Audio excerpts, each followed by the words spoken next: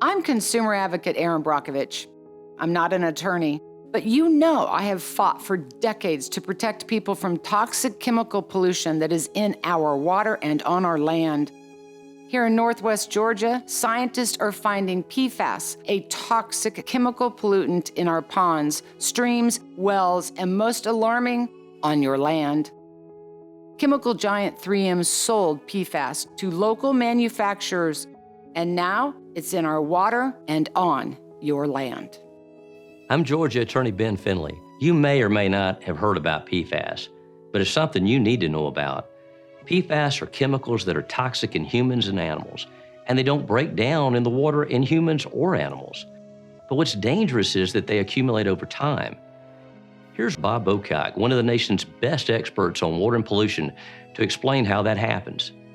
3M, the giant chemical corporation, sold PFAS to our local carpet companies. And they used these chemicals in carpet fibers, and then they released the leftover chemicals into the sewer system. The PFAS then ends up in our drinking water and our irrigation water. And when we drink water or eat crops from land with PFAS in it, it begins a second cycle. It accumulates in our bodies. It goes into the waste stream, the wastewater treatment plant, which creates biosolids. And then those biosolids get put back onto our land in the form of fertilizer. That's fine unless the PFAS gets in there.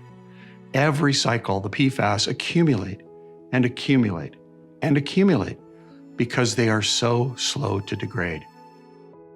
Biosolids contaminated with PFAS are a big problem.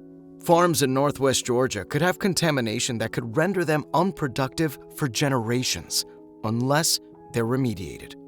In Maine, the problem is so significant and so major that some farmers are referring to it as Maine's Chernobyl. Some farms have levels of PFAS on them that all the dairy cows on these farms had to be put down. Here in Georgia, biosolids have long been spread on farm fields across the area. And now we're learning some farms may also be contaminated. Farmers are calling PFAS Georgia to have the fields and wells tested. For many, the tests come back clean, and they have peace of mind. But some are learning they have been damaged by 3M's and others' PFAS pollution. Much of the land here has been in families for generations and should be for generations to come. Kids play in the fields, fish in the streams and ponds, and we want to make sure it's safe for them to do so now and for years into the future. You need to protect the value of your property and of your future.